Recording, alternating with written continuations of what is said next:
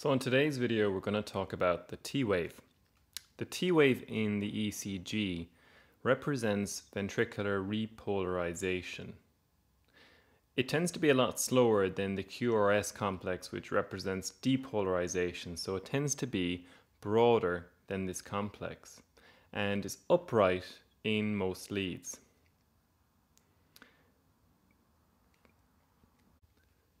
Since the T wave represents repolarization, physiologically speaking, repolarization begins at the surface epicardium of the heart and spreads inwards towards the endocardium.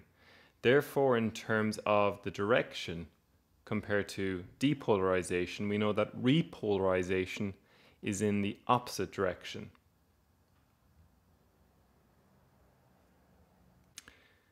The T wave tends to be upright in most leads, except V1 and AVR.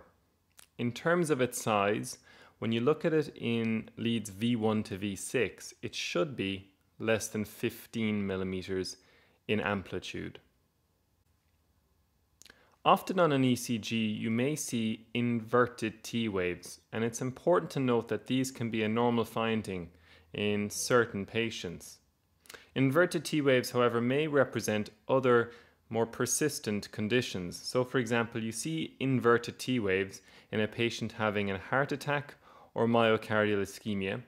You can also see them in patients with an enlarged heart known as ventricular hypertrophy.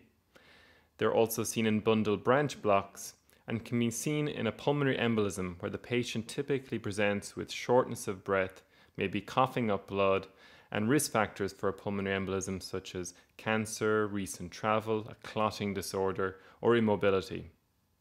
Finally, you may see inverted T waves in patients who have a head injury and raised intracranial pressure as a result of this, or in hypertrophic cardiomyopathy.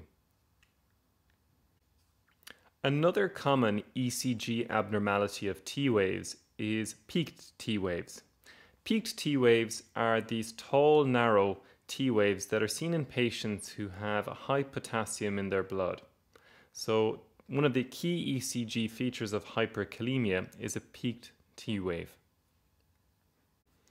Just a note on hyperkalemia. In this patient, what you'll need to do is confirm the potassium level, and in the interim, give them calcium gluconate IV, and often you'll also give them insulin and glucose to bring down the potassium level.